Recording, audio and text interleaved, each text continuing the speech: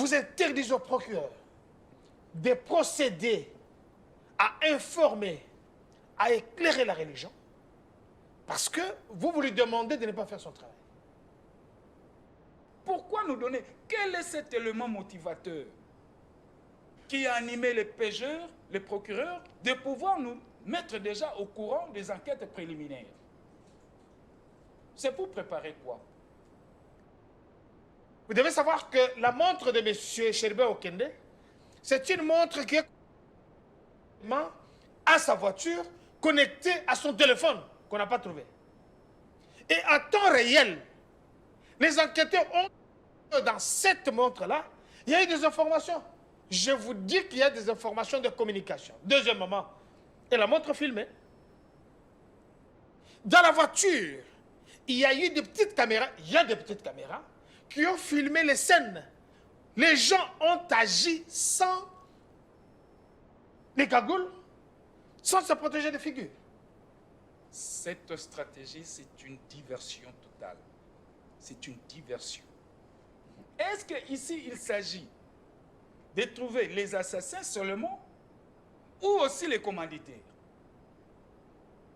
C'est là où il y a la question qu'il faut se poser. Que monsieur le procureur ne devait pas nous rendre donc voilà le rapport des enquêtes préliminaires. Non. Le rapport des enquêtes préliminaires devait encore être tenu confidentiel. Nous avons un président qui est honnête, qui a dit tout, mais qui a trouvé l'antidote, la solution. Il y a des magistrats véreux. Je plaide qu'on mette les magistrats dans toutes les bonnes conditions. Pourquoi? Parce qu'ils ne veulent pas le masque puisse tomber. Vous savez, avec le Nassim Soriano, l'ami de Kagame, qui a mis à louer le fonds pour créer la sécurité, les kidnappings ici à Kinshasa, pour créer le chaos, pour que les agressions n'aient pas lieu. Il y a des informations.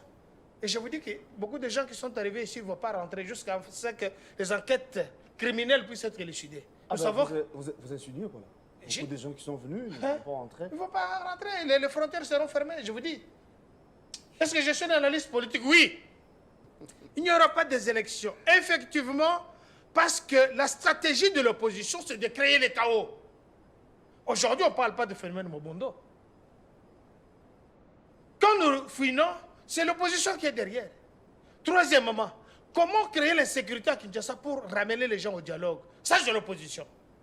Bienvenue à ce nouveau Nice Press, amis fidèles téléspectateurs. L'évolution du dossier ou encore de l'affaire de l'assassinat de Cheribe Okende, l'ancien ministre de Transport, l'actuel député national. Et à l'évolution, comme j'ai dit il y a peu, hier, les procureurs nous révèlent quelques pistes. À croire ces derniers, les enquêtes de la police judiciaire révèlent que l'arme que l'on avait retrouvée dans le véhicule de Cheribe Okende, c'est la même que l'on avait utilisée pour l'abattre. Mais l'arme serait, ou encore l'arme est de son garde du corps. Nous allons vous en dire plus parce que les dossiers continuent, les experts viendront pour attester ce que venait de dire le procureur. Mais toujours est-il que le dossier est en cours. Nous parlerons également du processus électoral. Martin Fayulu et son équipe maintient la position de ne pas aligner les candidats si seulement le fichier électoral n'est pas audité par les experts. Nous allons en savoir plus alors que la position du FCC est connue. Adolphe Muzito et son nouvel élan prendront part aux élections prochaines. Eh bien, comment on va s'y prendre? Peut-on nous faire foi aux élections de 2023, je l'ai dit au mois de décembre prochain? Est-ce que ça sera crédible? Nous allons vous donner le détail. Et pour ce faire, nous avons le plaisir, l'honneur de recevoir ce matin le docteur Kankonda, que vous connaissez, qui à son tour représente l'Union Sacrée. Il est l'un des communicateurs, bien sûr, de cette formation du pouvoir ou encore de la majorité présidentielle. De l'autre côté, c'est plutôt au maître Claude Ngoma, qui à son tour représente la MOUCA. Il est de Nouvel Élan. Les deux sont candidats aux élections prochaines. Maître, plutôt, docteur Kankonda, ici à Kinshasa, à la circonscription de la Lukunga. De l'autre côté, c'est au Congo central, précisément à Boma, là où Claude Ngoma va déposer sa candidature peut-être dans les jours à venir. Sinon, nous allons vous parler de ça et je m'en vais saluer mes invités en commençant par docteur Kankonda, à qui j'ai dit bon jeudi et merci d'être là. Merci, bon jeudi à vous, Guelorquier. Mes salutations vont directement à M. Pamphile, qui est derrière la machine. Sans oublier les caviars de cette maison, et les filles qui nous égayent chaque matin. Mills et Christelle, les deux sont là. Mais vous êtes travaillé avec eux, laissez-moi quand même le plaisir bon, c'était un saluer compliment, Mills. Et voilà, tu m'as même perdu là. Hein? Et Christelle, oui, je me rappelle. Madame Christelle, bonjour à vous. J'ai salué aussi tous ceux qui nous suivent, parce que cette émission est vraiment relayée à l'étranger, dans la diaspora, les gens qui vous suivent là-bas. Et nous essayons de les saluer aussi tous ceux qui se trouvent, qui sont seuls, mais qui ont besoin d'écouter, qui ont quand même un réconfort quand ils écoutent nos analyses, sans oublier mon beau-frère Claude Ngoma, bien que nous sommes en contradiction, il est du mauvais côté de l'histoire, je lui demande de venir du bon côté de l'histoire. Maître Claude, merci d'être là et bonjour. Merci mon cher Gaylor, également la grande équipe technique rangée derrière les caméras. Je les réitère le même vœu d'une excellente journée. Et vous savez, j'ai accepté de débattre à côté de monsieur Dr Kankonda parce que, vous savez, nous sommes en démocratie et la démocratie, c'est cette choc des idées. La démocratie, c'est des idées en confrontation. Et ma formation politique Nouvelle Élan est une formation politique porteuse d'idées. Et pour nous, nous pensons que nos idées sont sérieuses et que nous devons construire ce Congo autour des idées. Et donc, le débat d'aujourd'hui, j'ai plaidé pour un débat républicain où ça ne sera pas un match, il y aura un gagnant, un perdant, non plus une guerre de coq, mais je voudrais justement que les idées puissent se confronter afin que les téléspectateurs en jugent en dernier premier. Alors, parlons de l'affaire de l'assassinat de Chéribin Okende. Il y a l'évolution du dossier. Les procureurs nous révèlent, il y a des révélations si vous voulez, la police scientifique confirme que l'arme que l'on veut retrouver dans le véhicule du député, c'est ça qu'on avait utilisé pour l'abattre. L'arme est de son garde du corps. Les témoignages de ces derniers semblent être contradictoires encore les procureurs, mais du moins les enquêtes évoluent. Votre point de vue par rapport à ces dossiers? Je vais réagir d'abord sous réserve, d'autant plus que je m'étonne même de cette célérité de cette enquête. Parce que moi, dans pas mal de plateaux, j'ai demandé à ce que ces enquêtes soient menées avec froideur. Nous ne pouvions pas faire des enquêtes à la va-vite parce qu'il y a une autorité qui a été lâchement assassinée et c'est une perte énorme pour la République, et surtout une perte incommensurable pour sa famille biologique. Et sur ce, je vois très mal d'abord pourquoi le procureur devait déjà annoncer le premier rapport de cette enquête. Non. Pourquoi? Parce que, or, ces enquêtes-là, ces rapports-là viennent justement, à mon humble avis, justement pour manipuler l'opinion. L'opinion n'a pas besoin d'assister chaque jour à des procès. Non, pas des procès, mais des rapports d'enquête préliminaires. Non, ce n'est pas ça ce que nous attendons. Ce n'est pas ça que la République attend. Vous voyez, encore que l'autre partie avait émis le vœu d'avoir des enquêtes mixtes. Il y a eu des experts, d'autres, il y a un Belge, et puis... Katoumbi a sollicité l'appui des États-Unis et la Grande-Bretagne. Voilà, donc ils sont déjà là, d'autres vont encore venir. Donc pourquoi aller vite? Alors, si seulement nous sommes sérieux, si seulement nous voudrions que nos services de renseignement soient professionnels, eh bien, attendons, parce que là, maintenant, ça va relancer le débat. Or, ce débat, quand il sera relancé, ça va désorienter l'opinion. Voyez-vous?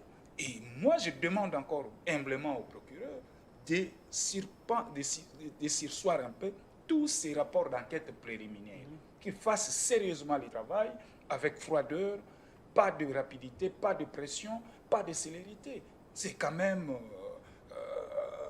une autorité qui est partie comme ça. Donc, pour lucider les circonstances de sa mort et ces assassins, eh ben, ça doit prendre du temps. Alors, docteur Kakonda, les enquêtes se poursuivent, ça c'est vrai.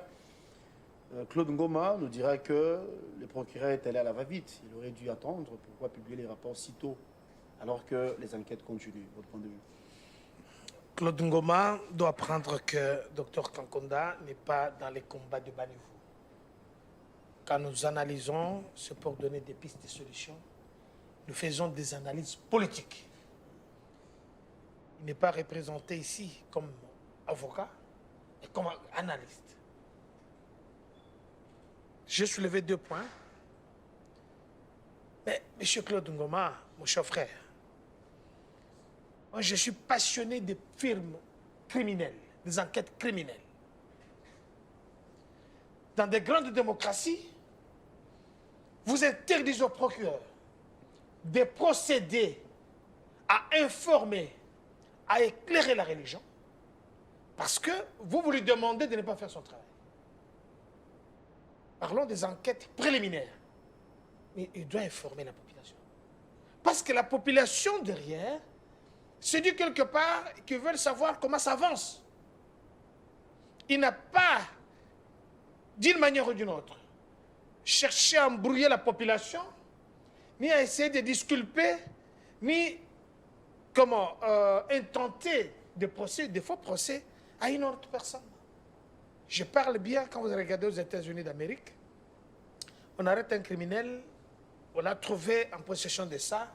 Voilà ce que les enquêtes ont découvert. Dans sa maison, le monsieur n'était pas seul. Même en Allemagne, même un peu partout. Donc vous interdisez, nous devenons des nocologues. Donc on doit imposer au procureur, qui est spécialiste en la matière, avec tous ses services, de ne pas communiquer. Ça, ce n'est pas bien. Vous m'avez cité un individu ou bien un parti politique qui a émis le vœu que les enquêteurs internationaux puissent venir ici. Et ça, c'est une bêtise. Je vous dis que les États-Unis d'Amérique ont déjà refusé. L'Union européenne a refusé. L'Angleterre a refusé. Comment expliquer que nous sommes un pays souverain qui a la vocation d'abord de résoudre ces problèmes? Aujourd'hui... Le même vœu a été évoqué par le gouvernement l'autre fois. Effectivement. Raison pour laquelle vous avez vu, parce que c'est là où je voulais atterrir. Il y a les enquêteurs belges qui sont déjà là. Il y a les Sud-Africains qui sont déjà ici. Vous voulez que le monde entier vienne ici pour élucider un crime, aussi longtemps que nous avons des spécialistes qui ont étudié, même avec d'autres enquêteurs. Écoutez, il y a un avocat qui a été choisi pour M. Kalonda. C'est un avocat internationaliste de la Belgique. Mais le monsieur, avant de venir même ici, il commence à critiquer le gouvernement. Donc il est déjà dans la logique d'un acteur politique. Mais avant que l'avocat internationaliste arrive dans un pays, n'est-ce pas? Il doit d'abord savoir ces pays-là, ça se passe comment? Leur justice, ça se passe comment? Parlons de la justice, oui, mais quelle crédibilité? Je vais y revenir. Je vais y revenir. Suivi le chef de l'État lui-même, qui l'autre fois avait dit clairement que la manière dont l'appareil judiciaire de notre nation fonctionne, ce n'était pas aussi logique que ça. On me parle de la célérité. Et écoutez, les mots sont trop durs. Mais un enquêteur doit faire ses enquêtes avec froideur, avec calme, avec munitie. Il essaie de chercher toutes les voies, toutes les pièces à conviction. Je vous rappelle quelque chose. Vous devez savoir que la montre de M. Chéribin Okende, c'est une montre qui est à sa voiture, connectée à son téléphone, qu'on n'a pas trouvé. Et en temps réel, les enquêteurs ont, dans cette montre-là, il y a eu des informations. Je vous dis qu'il y a des informations de communication. Deuxièmement, et la montre filmée.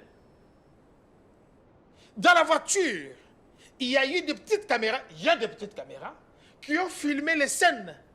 Les gens ont agi sans les cagoules, sans se protéger des figures.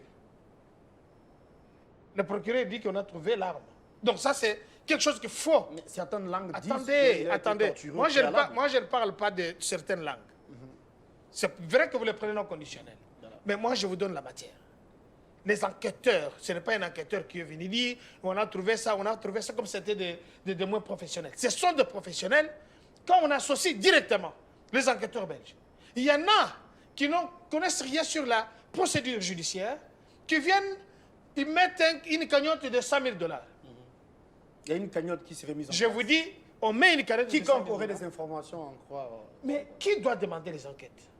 Cette information doit aller chez qui? Alors que la Cour constitutionnelle a déjà mis en place l'appel aux témoins. Tous ceux qui auraient vu qu'il y aurait des informations doivent passer directement là-bas. Mais là, il y a un individu qui vient d'une jeune Suzu, qui veut aller au-delà de la justice Il met une cagnotte. Vous pensez que l'État n'a pas de moyens? Vous devez savoir que la République doit être plus riche que des personnes. Troisièmement, parce que vous avez parlé du chef de l'État. C'est éclairé parce que c'est son collaborateur direct qui a été assassiné. Lâchement d'ailleurs. Donc vous êtes juge parti. Non, je vous pose des questions. C'est ça que j'ai dit. La personne qui a dit elle est juge parti. C'est-à-dire qu'il considère que la République n'a pas le droit de faire des investigations, de mettre des moyens pour qu'on puisse élucider ce crime crapuleux que nous condamnons. Ça ne peut pas se passer. Mais il y a un problème, vous devez savoir. Quel est le leitmotiv?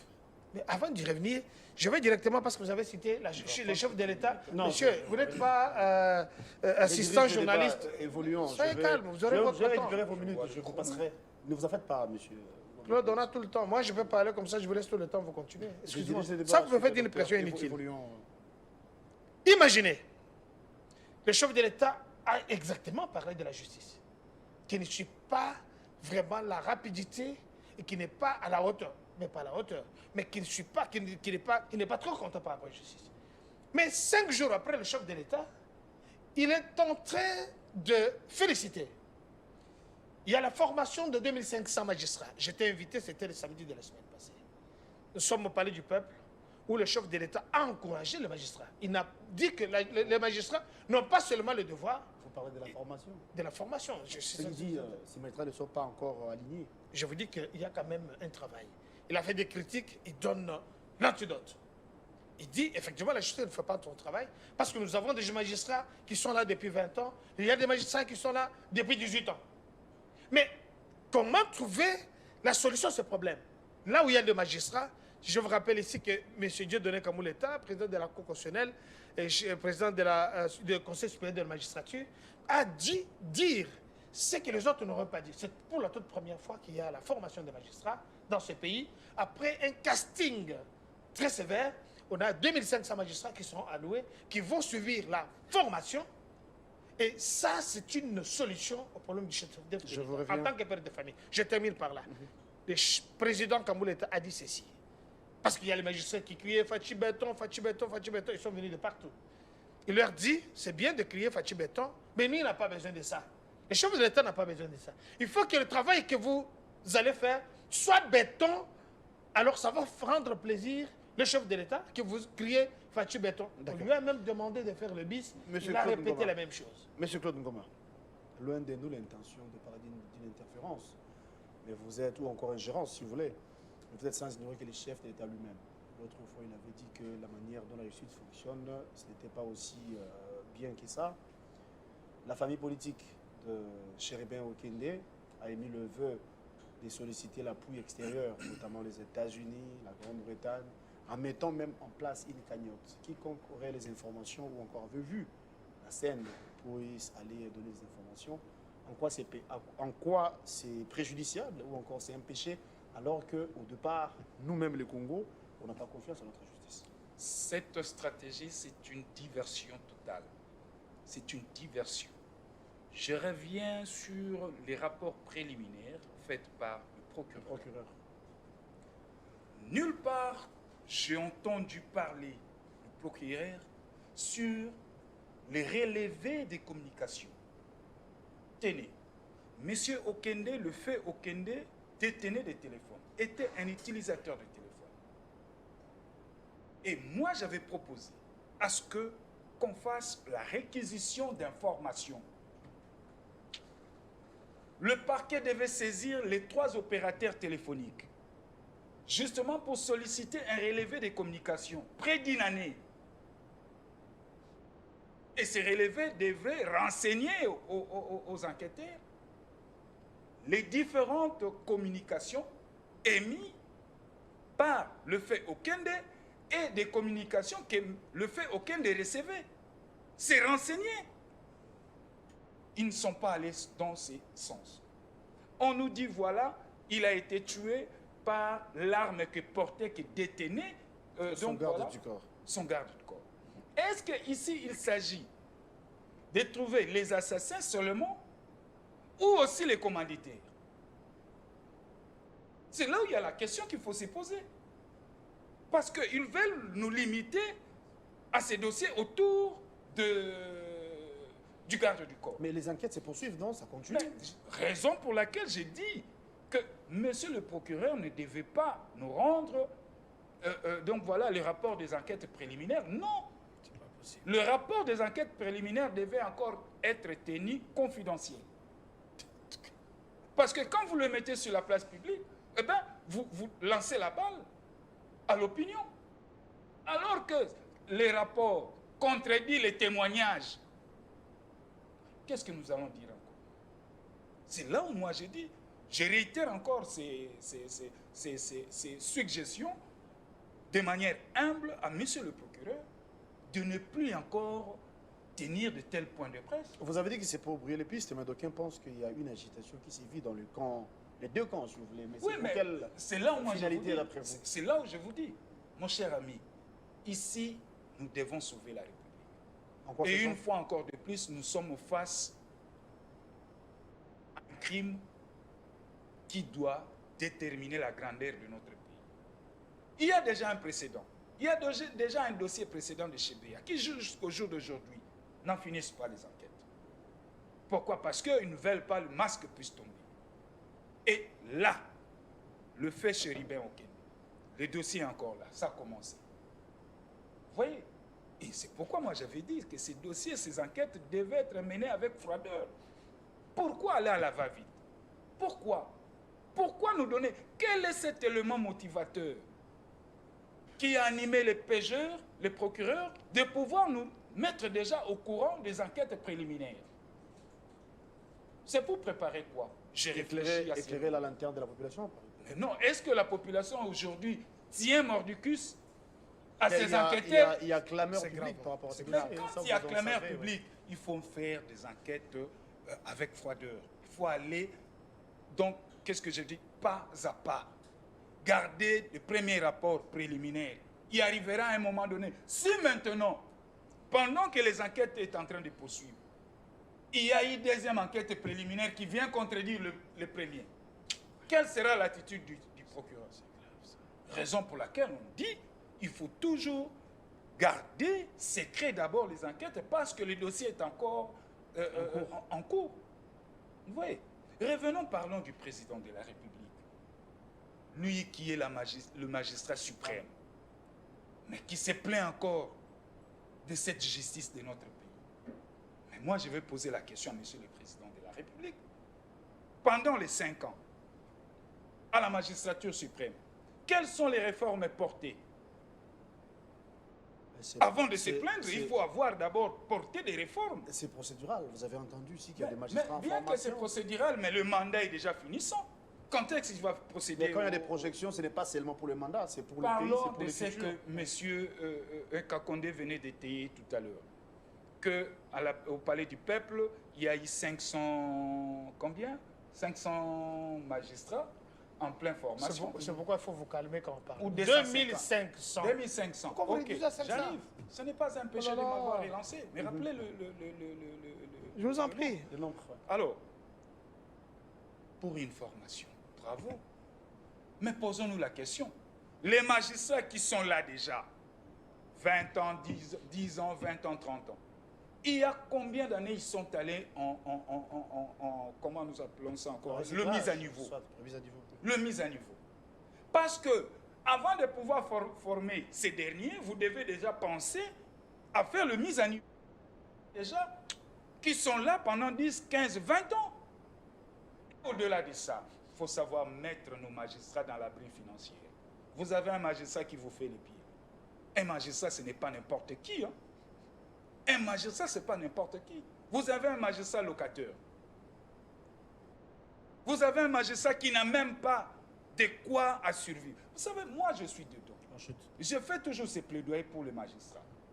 Le gouvernement doit mettre des moyens suffisants pour mettre nos magistrats dans des conditions. Vous voyez? Parce que nous, là, quand nous allons dans des procédures, vous déposez un dossier. Le magistrat est là pour balayer les dossiers, entrefeuiller, tout. Vous savez, il cherche quoi? Lui-même, il sait ce qu'il cherche. Quand il trouve ça, il met à côté, il te dit, bon, maître, écoutez, maintenant, on va faire ceci, cela.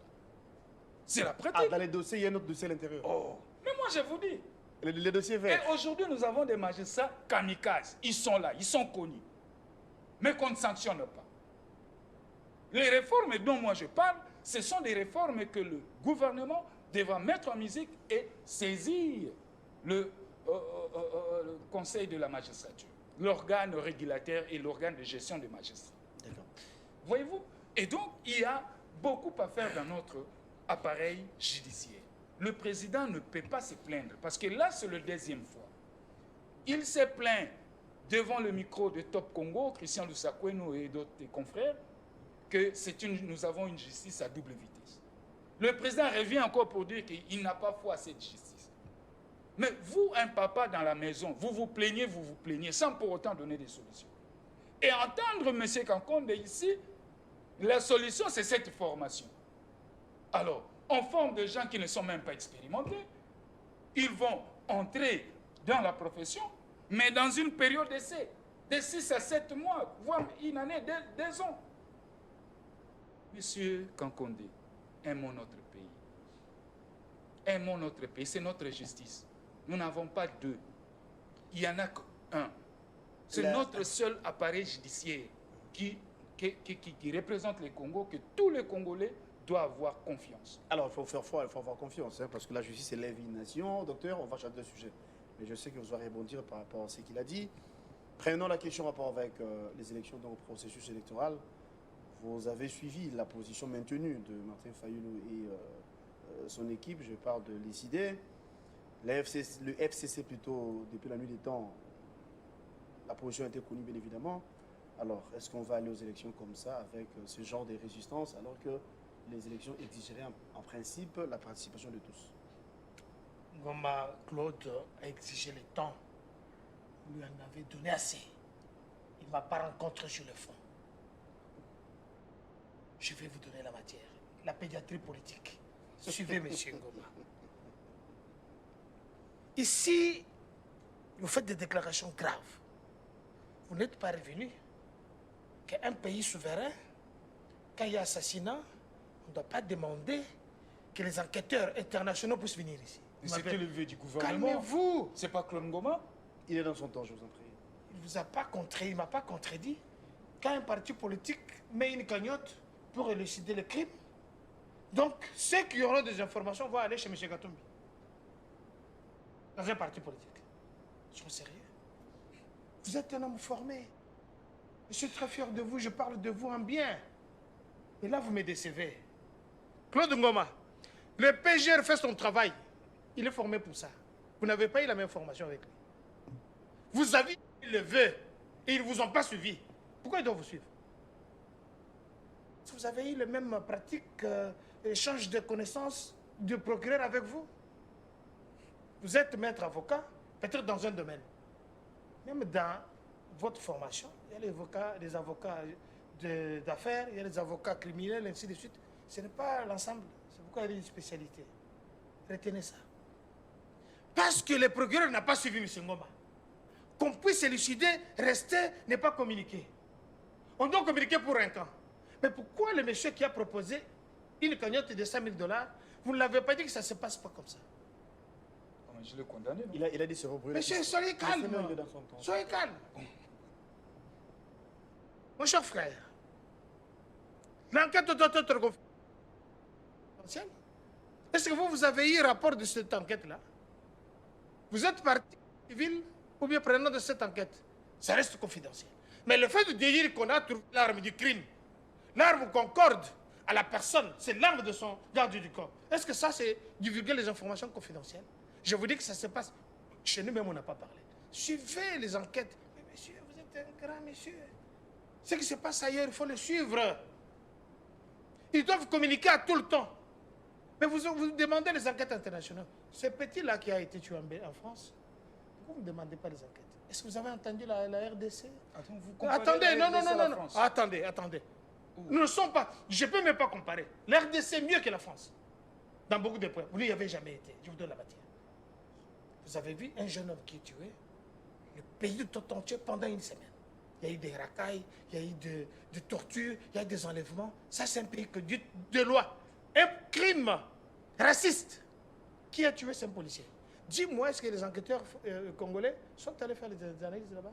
Vous avez entendu le Human Rights Watch L'Amnistie internationale dit qu'il y a eu crime crapuleux. Il ne faut plus revenir là-dessus. Nous sommes un pays souverain. Nous ne sommes pas une entité de la France, une de la Belgique. C'est vous qui avez cité la France. Attendez. Mais quand le gouvernement avait mis le vœu de faire appel aux autres, c'était pour quelle finalité? Je dis bien ceci. Le gouvernement a mis ces menaces en pratique pour que nous voulons qu'il y ait une enquête indépendante associée à ceux qui sont ici. Vous comprenez? Ils sont déjà là, on leur laisse faire leur boulot. Quand il y a des enquêtes indépendantes, il y en a qui vont avoir accès dans le dossier, les autres qui ont des accès, par après, ils vont se mettre ensemble. Chacun, on parle des indépendants, ils ne sont pas accrédités chez nous. Je ferme la parenthèse. Rapidement, parce qu'il y a une question de souffrance. Sauver la République, nous sommes en train de sauver la République. Mais quand vous dites qu'il y a des magistrats qui sont là, pour qu'ils répondent, ils regardent s'il y a une autre feuille associée, et vous dites que vous défendez ces magistrats-là. Non, Des magistrats véreux. J'ai dénoncé des magistrats véreux. Il y a des magistrats véreux, criminels. Il y a d'autres qui travaillent avec le document de leur frère mort. Mais M. Mouzitou était Premier ministre dans ce pays. Mais M. Mouzitou, dont vous défendez aujourd'hui, vous êtes l'un des grands membres de ce parti. Dites-moi, qu'est-ce qu'il a fait comme innovation quand il était Premier ministre? Je ferme la parenthèse. Je sais que vous n'allez pas retourner là-dessus. Alors, parlons élection. Troisième moment. On parle d'élection, t'en fais pas. Nous allons aux élections, il ne faut pas fuir. Troisièmement, mon cher frère, le magistrat suprême, vous l'enlevez aussi la qualité de qu'il est d'abord congolais. À part les fonctions qu'il a comme président. Donc lui, il n'a pas le droit d'aller à l'église, prier avec sa famille. Donc vous l'empêchez même ce droit-là.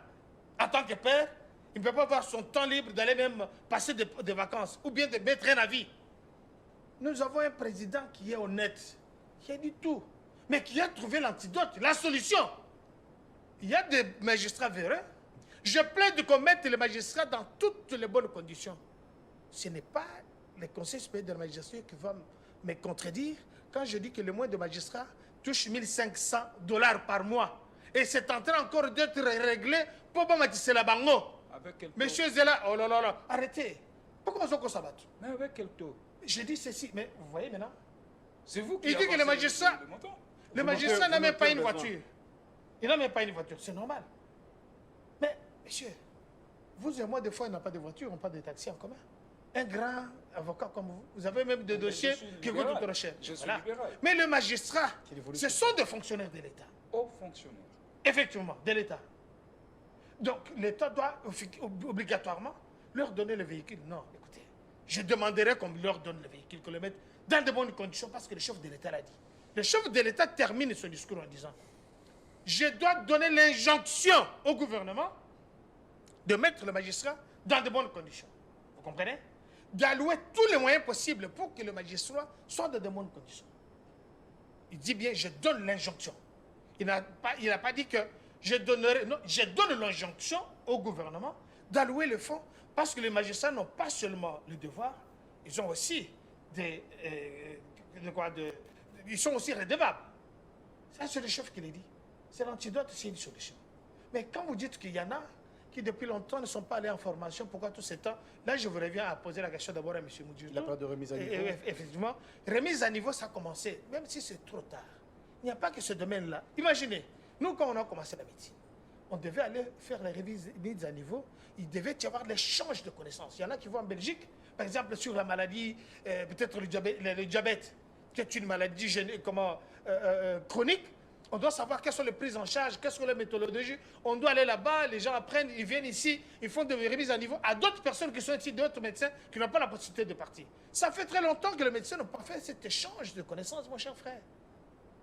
Je vais demander même les avocats, ils doivent aller dans d'autres pays. Alors parlons. Je suis allé à Brazzaville plusieurs fois pour ce genre de choses. Il ne faut pas revenir là. Le chef de l'État a donné la solution.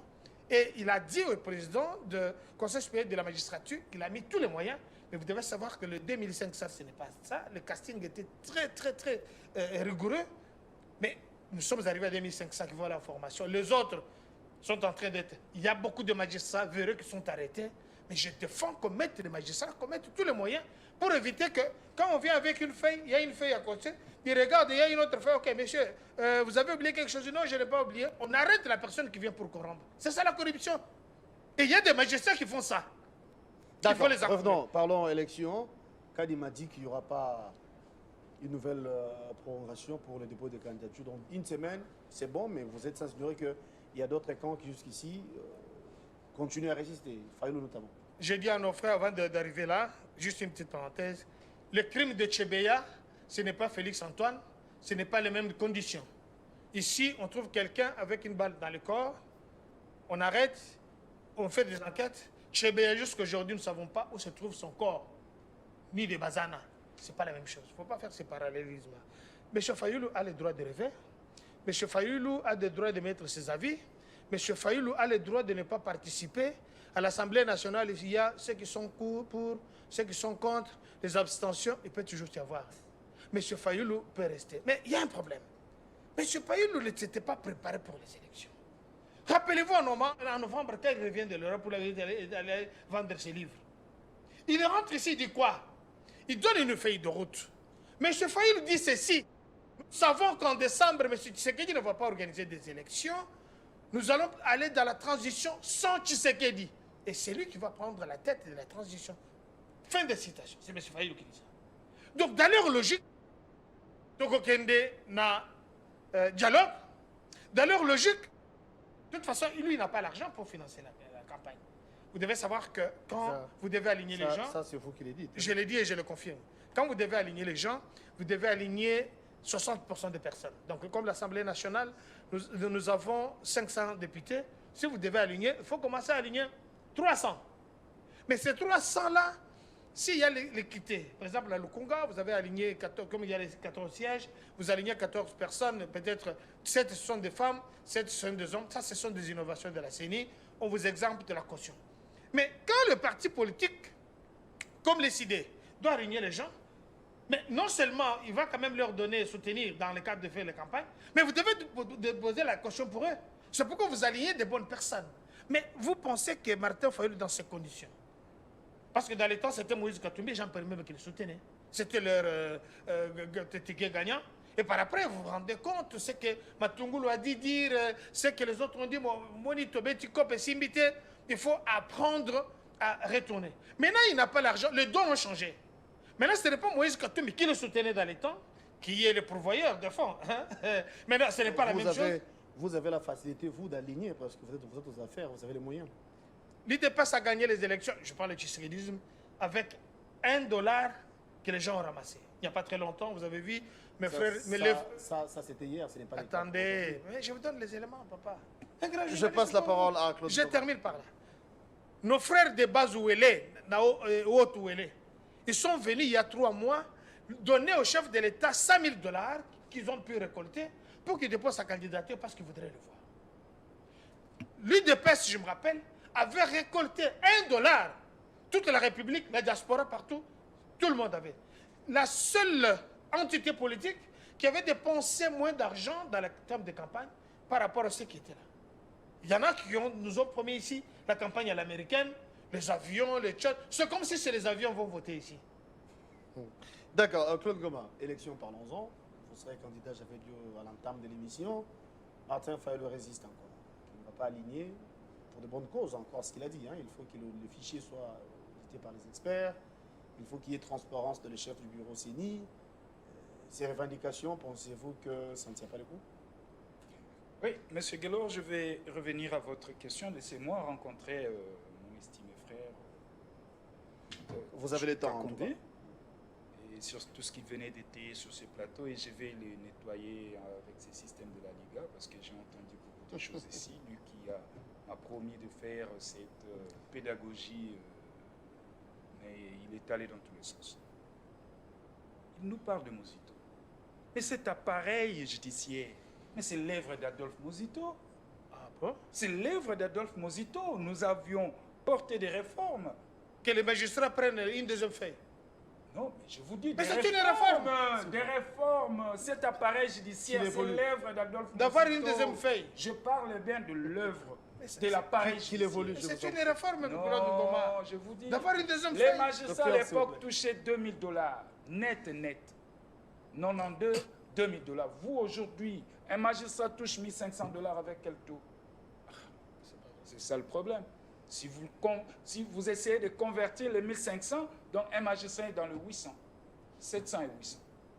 c'est pas normal pour un magistrat. Tout à l'heure, vous avez dit que M. Félix, voilà, il a émis le vœu, voilà ce qu'il a dit. Pour le magistrat, il a promis d'instruire le gouvernement, de mettre quelque chose au magistrat. Mais laissez-moi vous informer. Dans le budget annuel de la magistrature, il y a 27% du budget national que gagne la magistrature.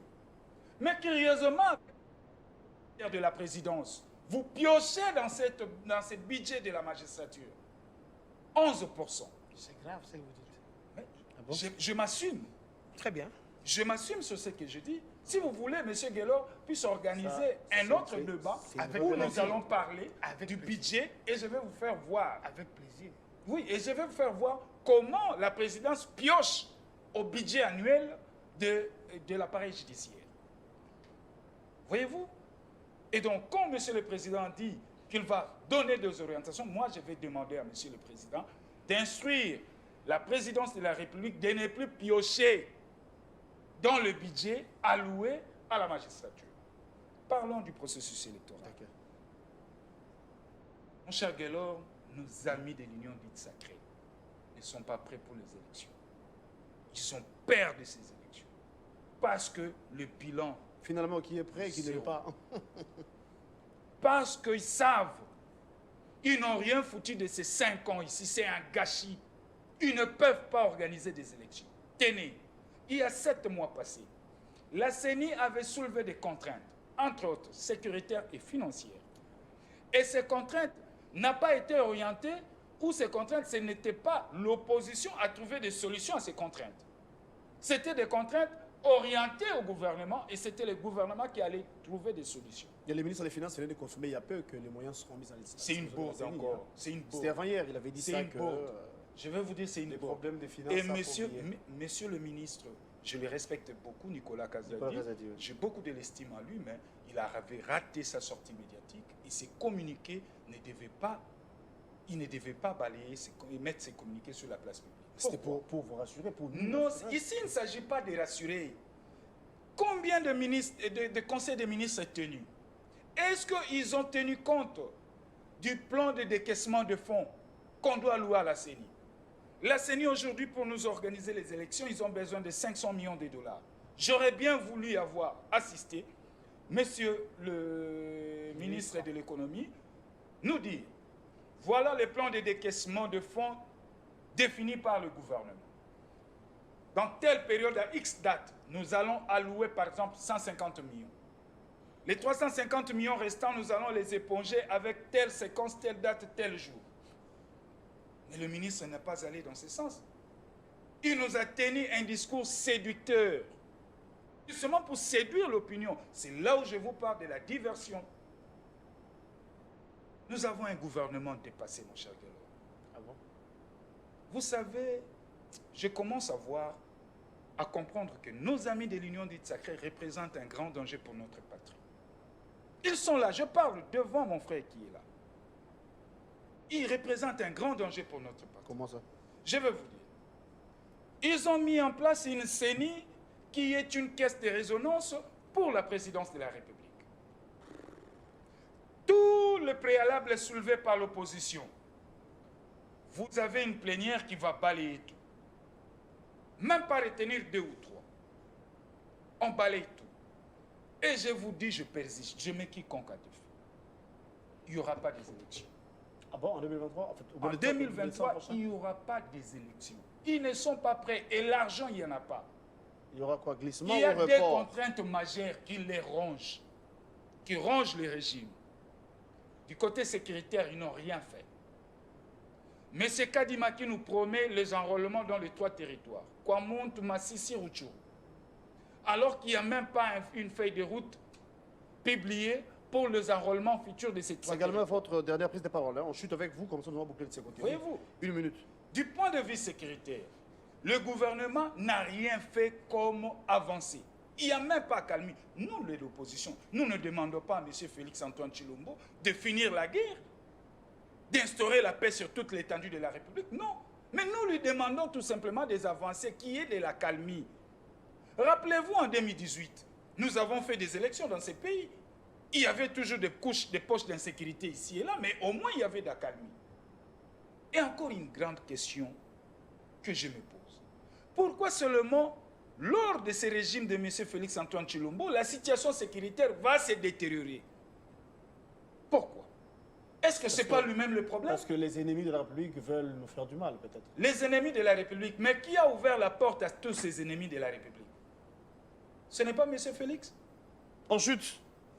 Et pour chuter, mon cher ami, les élections, ce n'est pas un cadeau que nos amis de l'Union dite sacrée vont nous offrir. Ce n'est pas un cadeau. Les élections, c'est le peuple. Ce n'est pas nous les politiques. C'est nous plutôt les politiques qui allons vers les souverains primaires solliciter le suffrage. Et des secondes, je finis par là, nous, Nouvel Élan, nous avons mis en place une stratégie qui va contredire, qui va mettre à mal le régime. C'est-à-dire, nous sommes dans deux axes. Le premier axe, nous déposons des candidatures. Quand ils vont chercher à tricher, ils vont nous rencontrer. Nous ne voulons pas le boycott. Nous allons partir avec, comme chanterait un musicien, Oulola va mener Kayou, on est là. Merci beaucoup, Claude Nous Ngoma. sommes là, nous allons déposer les candidatures. Vous êtes Bien Nouvel qu'il n'y Élan. aura pas élection, nous allons déposer les candidatures. Mais mes frères de l'Union dite sacrée, décembre 2023, vous n'allez pas organiser les élections. Préparez à nous rembourser l'argent. Ah, ça aussi, c'est Élection votre comme problème. à Bindoté. Merci beaucoup. Nous d'être payons le venu. caution. Et puis, Nambongo na biso, oya caution, vous salez montage financier, vous financez CENI. Merci Vous beaucoup. Bindoté. Merci beaucoup. C'est la fin de cette émission. Merci d'être venu. Je rappelle que vous êtes Nouvel Élan. Merci, Maître Claude Ngoma Toté Karonda. C'est avec vous sur le bouclé. En guise de conclusion, vous avez suivi ce qu'il a dit, M. Claude Ngoma, que les élections n'est pas un cadeau, encore moins un défi. Il nous faut de bonnes et de belles élections. Il a parlé de la caution. Quand on paye, il ne faut pas que ça soit comme Bindo. Bon, ce sont ses propos. Sinon, en chitant, il a dit qu'il est convaincu qu'il n'y aura pas élection au mois de décembre prochain. Vous avez la parole et c'est par là qu'on va conclure.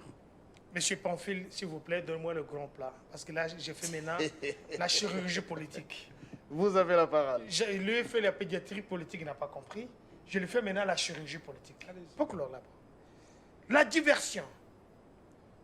Je vous ai parlé, le mal congolais, c'est Et vous avez le gros plan. Oui. les gnossologues. Ce Claude Ngoma, il donne des injonctions au procureur. Il est grand magistrat. Il donne le conseil au chef de l'État, l'un de ses conseillers. Il est instruit à Kadima de ne pas organiser, d'organiser les élections, mais il ne m'a pas rencontré. Mon cher frère, je vous donne la matière.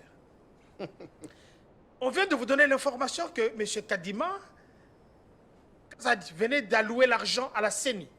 Ça, c'est un. Ce qui est prouvé. Kazadi fait la conférence de presse, vous dites qu'il ne pouvait pas faire ça. Il est même gnossologue, même en communication. Troisièmement, on fait la diversion dite sacrée. Mais rappelez-vous, cher mon frère, que même dans les temps de Kabila que vous cherchez à encenser aujourd'hui, vous avez parlé que nous n'irons pas aux élections avec la machine à voter.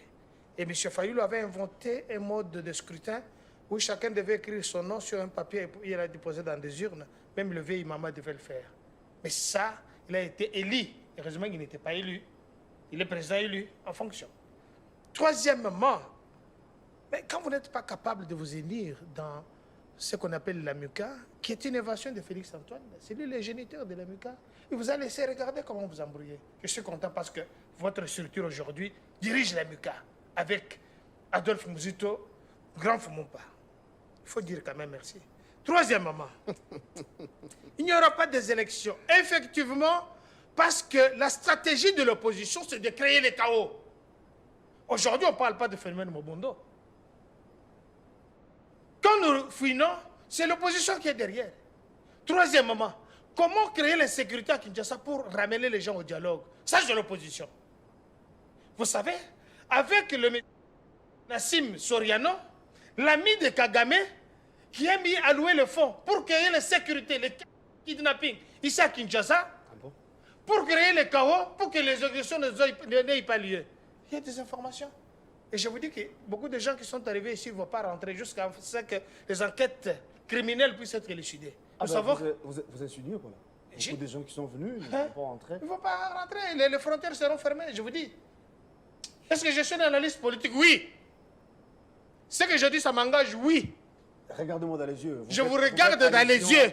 Ah, Il y a les messieurs qui confirment ici qu'il n'y aura pas élection dans leur stratégie. Élection aux arrêtés. Entre-temps, il y a les enquêtes. Il a dit parce qu'il y a une sécurité à l'Est, il n'y a pas eu enrôlement. Calmez-vous. Il ne faut pas les soudoyer, il a dit. Ils savent qu'il n'y aura pas élection. Heureusement que vous allez déposer vos candidatures. Tu es candidat, mon cher frère. Et je sais que tu seras élu à Boma là-bas. Quand nous arrivons en Ndimwaka, nous allons fêter en Ndimwaka. Amen. Même à Fichel. Toi, tu n'as jamais été là. Bah, ensuite c'est la fin des... Deuxièmement, ils donnent les stratégies que ce n'est pas des bindos. Ce n'est pas des bindos. Vous déposez l'argent, vous battez campagne. Vous ne battez pas campagne à la télévision. Il faut descendre. J'apprécie parce qu'il était sur place. Il n'y aura pas élection. Ça, c'est votre stratégie. Qu'est-ce que Fayou nous va ramener aujourd'hui? Qui va les croire? Et regardez sa dernière sortie. Il est allé où? Dans son fief. Matadi Kibala. Vous avez vu combien de gens regardaient? Chirurgie politique. Quelqu'un qui sait déjà qu'il n'attire pas l'attention des gens. Les gens l'ont désavoué. Quelqu'un qui n'a pas un discours cohérent. Demain, nous allons aller aux élections. Heureusement que M. Ndombasi a dû quitter et dire ce monsieur n'est pas clair. Mais tout ce que vous avez préparé, de créer le chaos, ça ne va pas avoir lieu. Tout ce que vous avez fait, de créer l'insécurité, ça ne va pas avoir lieu. Et heureusement que le peuple congolais est vigilant. Et je demande à tous les peuples congolais, quand vous voyez un mouvement bizarre, suspect, informez directement. J'apprécie nos frères les Wewa qui hier, ils ont déjoué un kidnapping sur le boulevard du 30 juin au niveau de Sosimat. Une femme, que je vais citer même le nom, Bilonda, qui voulait traverser, les gens venaient, les gens ont suivi aussi sur le rond-point de Tuileries, l'avenue Kabambare. Hier à 19h, une dame qui descendait sur la moto, les gens voulaient, et les motards ont suivi ces véhicules. Heureusement, ils ont raté leur coup. Ça, c'est l'opposition qui est à la manœuvre. Vous voulez le dialogue? Je vous avais dit, il n'y aura pas de dialogue. Vous affirmez des choses. Nous allons aux élections. Merci d'être venu. Monsieur Ngoma, quand tu seras élu, je viendrai vous féliciter. Je ne sais pas quand tu seras élu, tu vas dire à Kadima, non, je ne suis pas élu parce que je vais suivre Fayoul qui n'a pas déposé sa candidature. Merci beaucoup. Moi, je te souhaite le meilleur et je dis ici que la machine a voté. Comme vous l'avez dit l'autre fois, nous sommes allés. Ce n'est pas nous qui avons organisé les élections. Et l'union sacrée, c'est la bénédiction, c'est Dieu dedans pour cette République. Merci, Dr Kamkonda. C'est la fin de cette émission. On se retrouve demain à la même heure avec le même plaisir pour un nouveau numéro. La rediffusion, c'est à 18h. Les internautes, abonnez-vous. D'ailleurs, nous étions en direct sur nos pages Facebook et puis sur les chaînes YouTube, donc RTVS 1 et Nice Press Télévision. Merci à Guillaume Ndinga, merci à Mbel, merci à Jires Mabeka, Pamphile Makanda, merci. C'est la fin et à mes invités encore, merci pour la disponibilité. Merci docteur, merci, Merci à toi. monsieur Claude Ngoma. C'est à moi de vous remercier. C'est un plaisir. Bouf, bouf.